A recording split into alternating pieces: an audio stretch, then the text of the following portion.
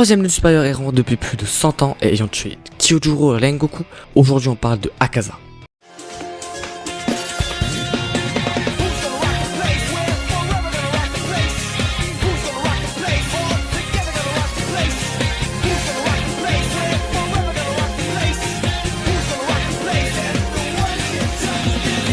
Avant de devenir démon, Hakuji est né et a grandi par son père, qui souffrait de maladie.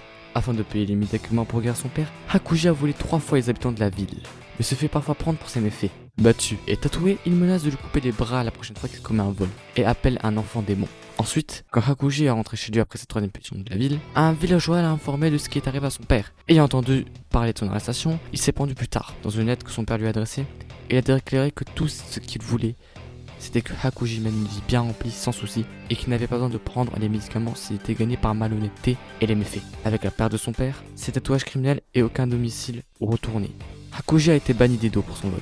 Dévasté par la mort de son père et furieux contre la société pour la façon dont il vivait et ne pouvait pas se permettre ses médicaments pour guérir son père, il finit par se battre avec d'autres personnes qu'il rencontre, puis les tue. Mais un jour plus tard, il a battu 7 hommes et a failli les tuer dans un village, jusqu'à ce qu'il soit bientôt approché par la propriétaire du dojo du village, Keizo. Agacé par le comportement joyeux du propriétaire, Hakuji défie le propriétaire en duel, mais pendant le combat, il a été vaincu très facilement. Après le duel, Keizo l'a emmené dans son dojo, puis présente Hakuji à sa fille, Koyuki. Koyuki a souffert d'une maladie. Sa mère s'est liée à cause du stress qu'elle avait, alors que Keizo devait travailler comme bricoleur pour garder les choses en équilibre. Keizo chargera plus tard Hakuji de prendre soin d'elle. Mais des rappels de la façon dont il avait un problème pour s'occuper de son père, Hakuji avait des problèmes pour essayer de s'occuper de Koyuki. Il a cependant trouvé cela gênant au début, mais jusqu'à ce que Koyuki éclate en sanglots, pleurant à cause de sa maladie. Mais Hakuji la motiverait indirectement en disant qu'il y a toujours l'année prochaine pour voir les feux d'artifice, comme 3 ans se sont écoulés. Koyuki était enfin en bonne santé, maintenant prête à faire la corvée et pouvoir se relever.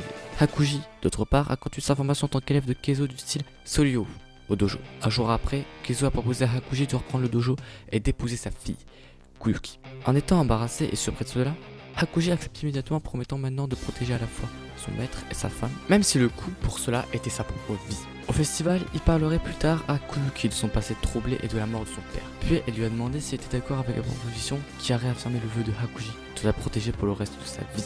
Cependant, ce vœu fut de courte durée. Hakuji s'est ensuite rendu sur la tombe de son père et l'a informé de son mariage. Mais il se rendrait très vite compte que quelque chose n'allait pas à son retour. Un étudiant du dojo informe à Hakuji que leur rival Kenjutsu, qui avait cherché la terre de Keizo pour eux-mêmes, l'avait empêché d'avoir d'étudiants, avait empoisonné le puits que alors que Keizo et Koyuki en buvaient de l'eau. Les deux sont morts peu de temps, laissant Hakuji dans le désespoir, provoquant également la rupture de sa promesse de les protéger. Enragé par le désespoir, Hakuji choisit alors immédiatement un combat avec le dojo Kenjutsu.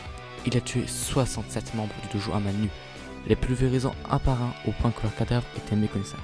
Pour cette raison, cela a attiré l'attention de Muzan Kibutsuji. Mais il sera plus tard déçu qu'un humain plutôt qu'un démon commette un acte aussi horrible envers ce que Hakuji avait fait. Muzan propose alors à Hakuji de devenir un démon et un membre des 12 lunes démoniaques. Mais en tant qu'une supérieure, avec plus rien à protéger et avait perdu sa volonté de continuer à vivre. Akaza accepte maintenant l'offre de Muzan de devenir un démon. Akaza, après être devenu un démon, maintenant connu sous le nom d'Akaza, il a perdu tous ses souvenirs lorsqu'il était trop fort un humain. Maintenant avec un seul désir de devenir plus fort, mais sans jamais savoir pourquoi il voulait devenir plus fort en premier lieu. Mais comme l'a dit Douma, Akaza a refusé de se laisser faire du mal et de manger des femmes ou des filles. En raison de la force qu'il a maintenant, Muzan l'a envoyé pour une mission spéciale sur la recherche de la Blue Spider Lily. Et à ce jour-là, Akaza ne se souvient de rien de ce qu'il était vraiment. C'était l'histoire de la 3e lune supérieure, Akaza. Voilà, j'espère que ça vous a plu. La 3e vidéo sur les histoires de Demon Slayer. N'hésitez pas à me dire quel Slayer ce coup-là on va faire. Et sur ce les gars, ciao.